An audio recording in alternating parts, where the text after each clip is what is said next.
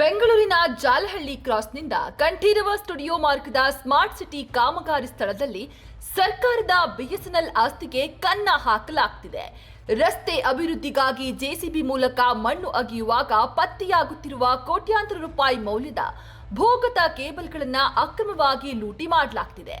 ಸದ್ಯ ಈ ಕೇಬಲ್ಗಳು ಕಾರ್ಯನಿರ್ವಹಿಸುತ್ತಿಲ್ಲ ಎನ್ನುವುದೇ ಬಂಡವಾಳ ಮಾಡಿಕೊಂಡಿರುವ ಅಲ್ಲಿನ ಕೆಲಸಗಾರರು ಮತ್ತು ಜೆಸಿಬಿ ಆಪರೇಟರ್ಗಳು ಅವುಗಳನ್ನು ಕತ್ತರಿಸಿ ಗುಜರಿ ಅಂಗಡಿಗೆ ಮಾರಾಟ ಮಾಡ್ತಿದ್ದಾರೆ.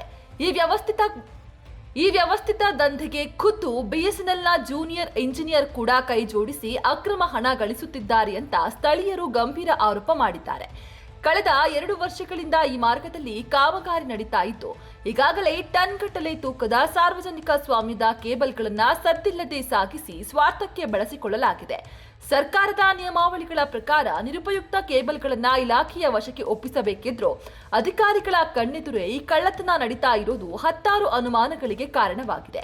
ಸಾರ್ವಜನಿಕ ಆಸ್ತಿಯನ್ನ ಗುಜರಿ ಪಾಲು ಮಾಡುತ್ತಿರುವ ಭ್ರಷ್ಟ ಅಧಿಕಾರಿ ಹಾಗೂ ಸಿಬ್ಬಂದಿಗಳ ವಿರುದ್ಧ ಇಲಾಖೆ ಮತ್ತು ಪೊಲೀಸರು ತಕ್ಷಣವೇ ಸೂಕ್ತ ತನಿಖೆ